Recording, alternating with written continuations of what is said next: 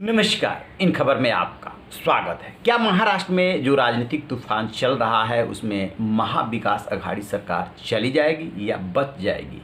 जिस तरीके से कांग्रेस के प्रदेश अध्यक्ष नाना पटोले ने अपने ही मुख्यमंत्री यानी उद्धव ठाकरे और deputy chief minister Ajit Pawar पे जासूसी कराने का आरोप लगाया है, उसके क्या मायने हैं?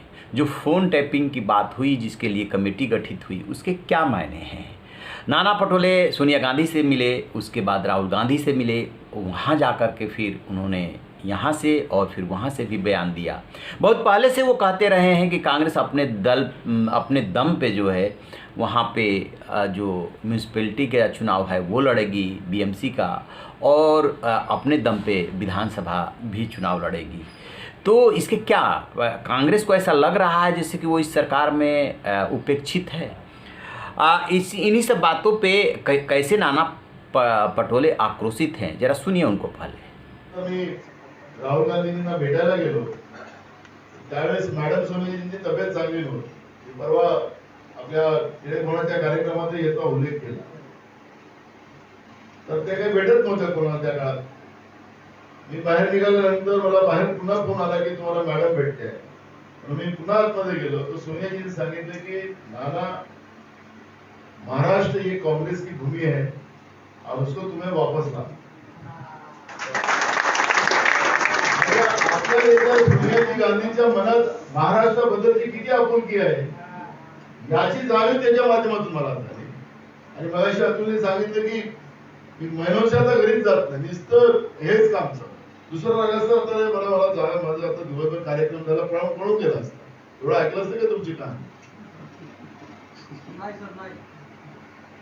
आखरी आपल्याला हे आपला परिवार आहे, ज्या आईने मला आशीर्वाद देऊन या महाराष्ट्रात पाठवलं, त्या सोनियाजींच्या आशीर्वादानं महाराष्ट्र त्यांच्याजवळ वापस पुन्हा काँग्रेसचा न्याय करून देण्याचं स्वप्न मी बाळगलं आणि म्हणून दिवस रात्र महाराष्ट्रामध्ये काँग्रेसची सत्ता आणायचा हा मानस मी केलेला, तो तुमच्या भरोशावर केला आणि तुम्हाला काही घाबरायचं कारण नाही। हा थोडा काळ जे चालेल, जसं तुम्ही मगाशी म्हणालात त्याप्रमाणे माझं फोन टेपिंगचा परवा मी विधानसभेत उल्लेख केला।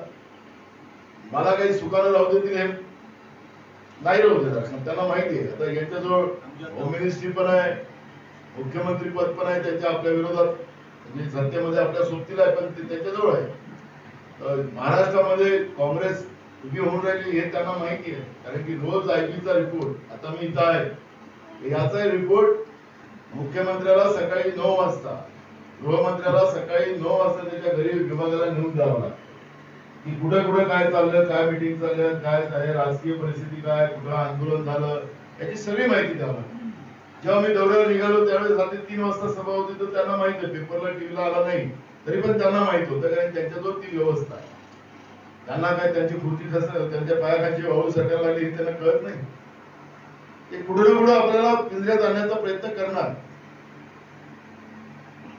पण आम्ही निधड्या जातीने हेच मान्य केलेलं आहे की तुम्हाला कुठे टाकायचं टाका ना।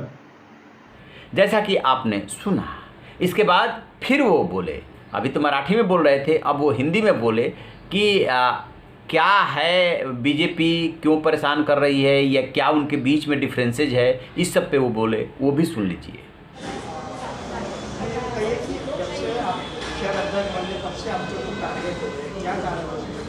महाराष्ट्र में कांग्रेस अब पुनः वापस आ रही है, और जो हमने शुरुआत में कहा था कि कांग्रेस आने वाले दिनों में 2024 में 1 नंबर की पार्टी बनेगी, और जिस तरह से हमने महाराष्ट्र में दौरे शुरू किए उसी का परिणाम है कि लोग अब कांग्रेस की ओर आ रहे हैं। तो जैसा कि आपने सुना, शुरू से कांग्रेस को ये लग रहा है कि एनसीपी और शिवसेना ने आपस में मिली भगत करके कांग्रेस को किनारे रखा। अब जो लेटेस्ट विवाद हो रहा है वो नाना पटोले के आरोप के बाद कि उनकी जासूसी की जा रही है, फ़ोन टैपिंग हो रही है। फ़ोन टैपिंग की बात वो कह रहे हैं कि मैंने पहले वाली उठाई है जिसकी जांच कराई जा रही है, जो देवेंद्र फडणवीस के ज़माने की बात है। अब लेटेस्ट बात यह है कि जो स्पीकर का चुनाव होना है उसके लिए अब शिवसेना चाहती है कि उसका स्पीकर हो जाए, और हिस्से में वो कांग्रेस के आया था, तो कांग्रेस अपना भला ये हिस्सा क्यों छोड़ेगी, वो भी एक विवाद हो रहा है। पिछले दिनों जिस तरीके से बीजेपी के 12 विधायकों को निलंबित किया गया, उसको लेकर के अब वो ये बात हो रही है कि नहीं शिवसेना का स्पीकर होना चाहिए। तो ये तो देखिए, जब 3 दल मिलकर के सरकार बनाएंगे तो सत्ता को लेकर के और सीट को लेकर के आपस में खींचतान रहती है, लेकिन नाना पटोले जिस तरीके से अलग और आक्रामक रुख अपनाए हुए हैं, उसका साफ मतलब है कि कांग्रेस अपने को कंफर्टेबल फील नहीं कर रही है। एक और बात बीच बीच में आती है, जिस तरीके से उद्धव ठाकरे प्रधानमंत्री नरेंद्र मोदी से मिले, उसके बाद शिवसेना के सुर नरम हो गए पीएम को लेकर के और बीजेपी को लेकर के, उसके भी मायने निकाले गए। शरद पवार के भी मिलने जुलने की बातें आती रहती है, उसके भी मायने निकाले गए। तो कहा यह जाता है कि एनसीपी और शिवसेना में जितनी अच्छी अंडरस्टैंडिंग है वो कांग्रेस के साथ नहीं है, और कांग्रेस अपने को बहुत कंफर्टेबल नहीं पा रही है। इसीलिए महाविकास आघाड़ी सरकार के 5 साल चलने को लेकर के सवाल उठाए जाते हैं। हालांकि अब नाना पटोले का सुर थोड़ा नरम हुआ है और वो करेंगे नहीं चल जाएगी, हम लोग के आपस के जो डिफरेंसेज हैं वो हम ख़त्म कर लेंगे, आपस में बात कर लेंगे। शरद पवार ने उनको छोटा नेता बता दिया था, उसके भी मायने निकाले गए, क्योंकि शरद पवार जैसा नेता यदि बोल रहा है, सामान्य तौर पे वो लूज टॉक नहीं करते हैं, नाना पटोले को छोटा नेता बता दिया। तो इस सब चीज़ों के मद्देनज़र कब तक चलेगी ये सरकार और कहाँ जा कर के ये सब झगड़ा खत्म होगा, अभी कुछ दिख नहीं रहा है। बेशक नाना पटोले थोड़ी सफाई के अंदाज में बात कर रहे हों। तो आप रहिए बेखबर, देखते रहिए इन खबर। Thank you.